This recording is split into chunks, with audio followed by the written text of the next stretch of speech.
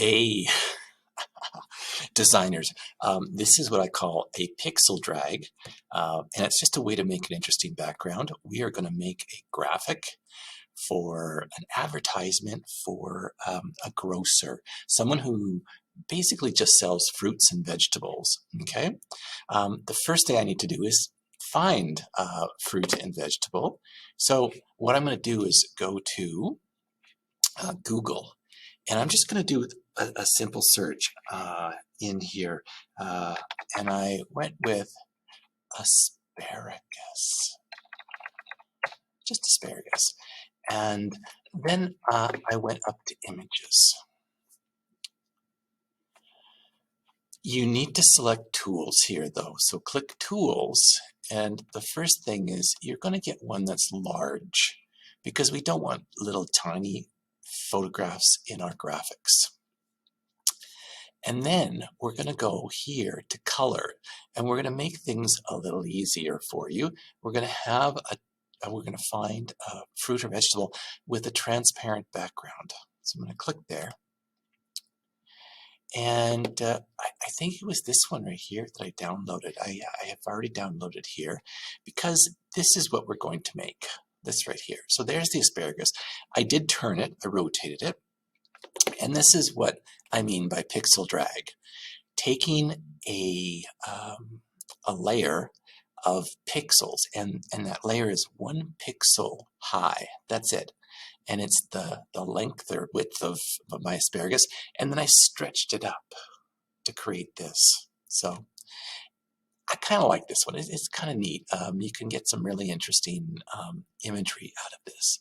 So I'm going to go with File, New, and I'm going to go with Print, and just the letter size for today, but I'm going to change the resolution here to 200.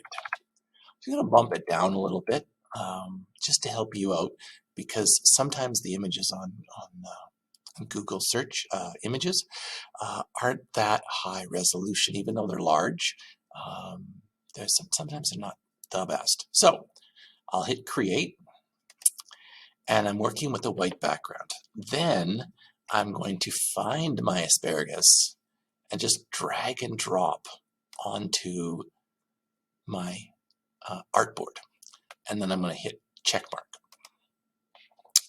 Now, if I hide the background, we can see that indeed I downloaded a image or a photograph that has no pixels in the background. And I know that because when I hid the background layer, I can see all of these gray and white pixels. So it's looking good. The one thing I did do though is I rotated it. So I'm going to do Control T. And if I go out to the edge, see how if I scale the double-sided arrow is straight, but if I mouse out just a little bit, it turns to an angled double-sided arrow. Now, I can rotate numerically here, and you can see up where I just pointed to that it's very precise. But if you hold the Shift key, it's going to move or rotate, pardon me, not move, but rotate your image in 15-degree increments. So there's 90 degrees.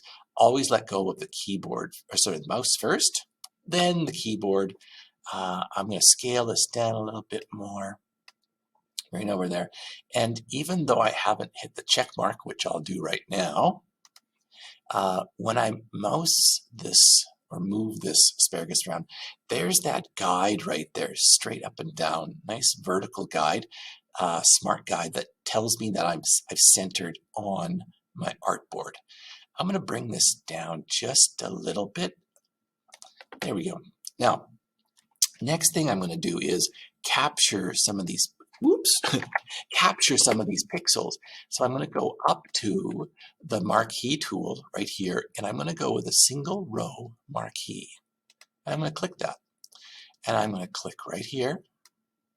And I can just click and let go, or I can click and drag and kind of figure out where I want my selection to be.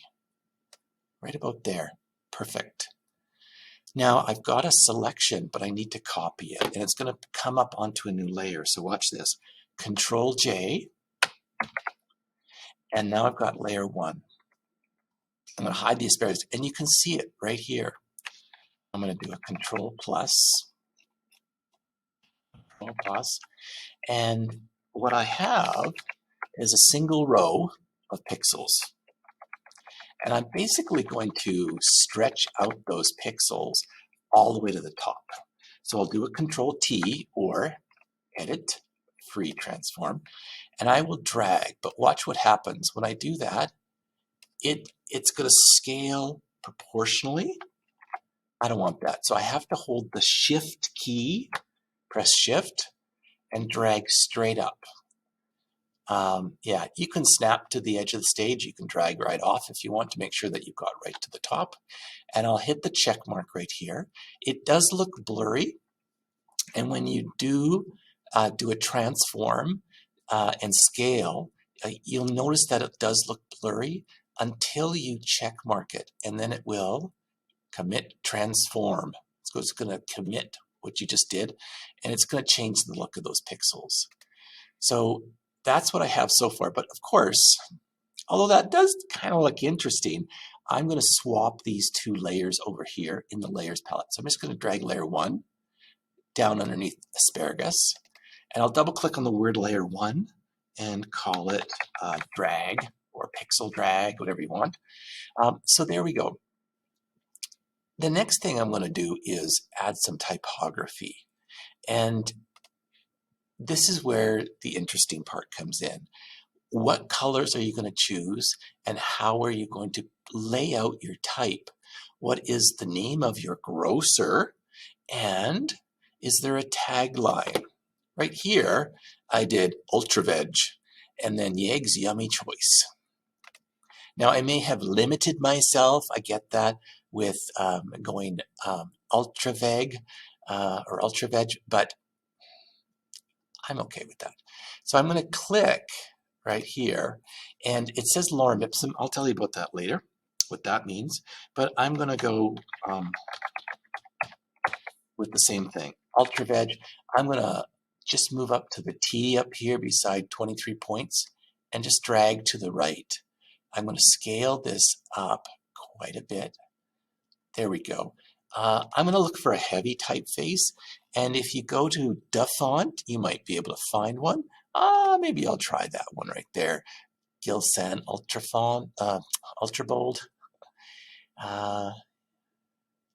Yeah, maybe something like that. Maybe I'll bring it down just a little bit so it's inside my drag right there. And then same thing, if I grab my move tool, I'll be able to align it to the center. Now, as you can see, I've got some contrast issues right here. The A on the green looks great, but over here doesn't look so good, does it? No. So there's a couple of things you can do. One of them is to create a stroke, for sure. The other way is to create a rectangle. So I'm going to go with the rectangle tool. I can see that my fill is black, so I'm just going to swap these two colors, click on this little double-sided arrow here, and making sure it's white. Then I'm just going to drag around like so. And of course, well, it's got a stroke, so I'm going to take the stroke off. And I'll drag this rectangle underneath Ultra Veg like that. You know, I'm going to move that there too. So my rectangle is underneath it. And I can do the same thing with this move tool. I can move this, and I know it's centered, but I'm not sure about it this way. Oh, there we go. See, just barely see it right there. So it is aligned sort of, but I'm just going to double check. I'm going to hit the Control key on my keyboard and select this single layer right here. So now I've got both layers selected, and I'll just make sure by clicking here and here that I've got this aligned. Now, I do have an issue here, right? I do have this issue. So I'll fix that up. I don't like that it's not where I think it should be. Yeah, it's not where I think it should be. So I might move it over. Maybe I'll take the asparagus, select asparagus, control click on drag, and maybe I'll use my arrow keys and I'll just move the asparagus over a little bit, like so. Maybe I'll even do a transform, control T, and I'll scale it out a little bit more. Something like that. That's not too bad. Yeah, I know. Some of you are saying, hey, isn't that side a little bit more than this side? I think it is. I think it is. What if I select all of these and I do a horizontal? Oh, I'll also have to select the background. Let's try that. See what happens. Okay, I'm liking that. That's better. So I selected the background as well. Now I'm going to add some typography here and some typography here. As you can see, I added a tagline, and then I added some details right here. I may want to repeat some elements like bullets in between. Yeah, but the other thing I might do is determine whether I need to lower the opacity of my drag. So if I drag down the opacity here, it adds a little more contrast between the drag and the asparagus. Here it kind of almost takes over, so I might drag that down a little bit so people can see it, but it's not overwhelming. Something like that. With my rectangle, I could do the same thing. I could lower the opacity a little bit, so it's not, you know, like this, but there's a little bit of a contrast there. Maybe something like, I don't know, 50%. I can type right in there, double click on it and type in 50 and hit enter. And now I know it's 50% transparent. So that's it. I mean, you can add stroke, drop shadow to your rectangle if you need to. You can play around with it and be creative. But I'm looking at type. I'm looking for contrast. Notice that I've got heavy type up here, but a very light type down here and here. You need to make sure that you have contrast in color, in size, and maybe in weight as well, okay? But I'm going to leave you with this and see how you do. Okay, awesome.